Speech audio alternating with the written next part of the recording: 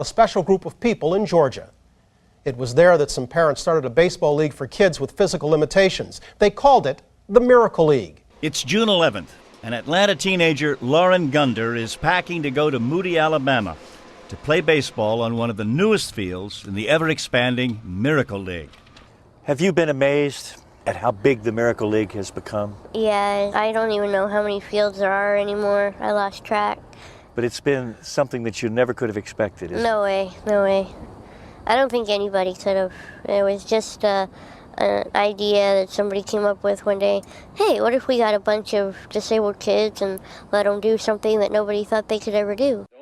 When we first met Lauren 3 years ago, in many ways she was just like most kids from Atlanta. She liked the Backstreet Boys, Harry Potter, and of course, the Braves. Let's go, boys. But unlike most 11-year-olds, Lauren was born with brittle bone disease, a rare and often fatal genetic disorder that makes her bones very susceptible to breaking. It has also left her legally blind. And as her mother Jennifer witnessed, because of her condition, Lauren was unable to do what most kids take for granted, play on a baseball team. We've had to say no so many times over the years for a child who wants to do all the normal things. She would bring home the flyers from school where the kids were all signing up for the latest soccer league or the baseball teams or basketball. Instead, Lauren was limited to playing backyard baseball with her dad and her best friend, Amanda. Is your father any good? Do you really want me to answer that? Yeah, I want you to answer that. From a standpoint, yes. How about Amanda? How good is she? She's good. I'm glad to hear somebody on this team is good. How are you? I'm good. You're good. I'm good.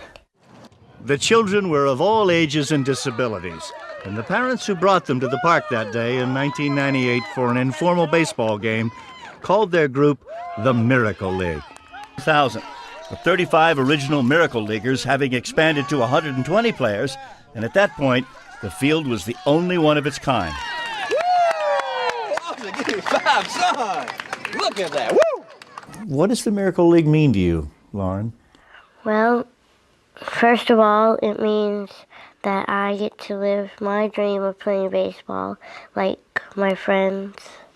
And second, it means I get to make new friends and meet new people. Third, it means I just get to have fun. This is Tuesday. Yes, sir. You play Saturdays, right? I have a game on Friday. Friday. So when do you start thinking about that? I think about it all week.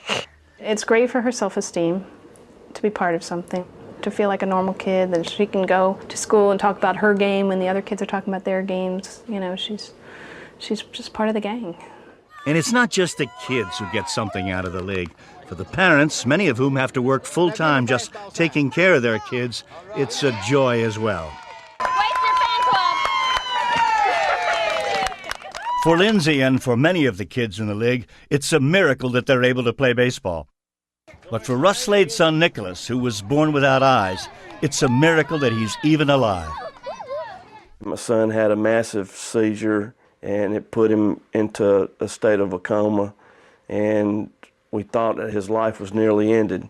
But we kept talking to him about playing baseball and being with all his friends, and a miracle happened, I guess. He just came out of his coma, and a week later we was out playing baseball. A week after he almost died, he was in the Miracle League. Right. We were there for the opening ceremonies of the Miracle League, and Nicholas got to throw out the first baseball. That was the most exciting thing I ever saw. It just brought tears to my eyes just seeing him out there, because knowing that I almost lost him. All right, right, Nick. Come to bat, brother. Go.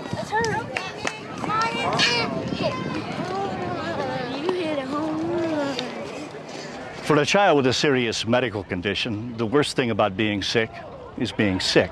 But the second worst thing is being different. Buddies who help these handicapped kids get to first base don't necessarily just stop there. They might take them all the way home with them and find out that their new friends are not so different after all. After all, young people with disabilities are not just patients. They're also, in all ways, children. And just like Nicholas Slade, they need fun and games too. Hey, Nicholas, can you come over and sing "Take Me Out of the Ball Game"? Could you do that?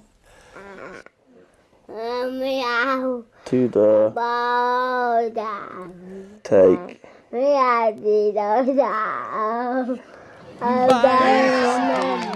Cracker Jacks. Oh, I don't care if I ever get back. So it's root for the whole team. If they don't win, it's a shame. Forest 1, 2. Oh, ball. Since we first aired this story back in July of 2001, the tiny little Miracle League has enjoyed, well, miraculous growth. What was then just one league here in Conyers, Georgia, with only 120 kids, has turned into a national organization with more than 70 leagues and 10,000 disabled participants. And the synthetic turf field, back then it was one of a kind. Since then, 14 more have been built and another 60 are under construction all across the country. Where's the money coming from for these 60-plus parks that are being built now? It comes from the community.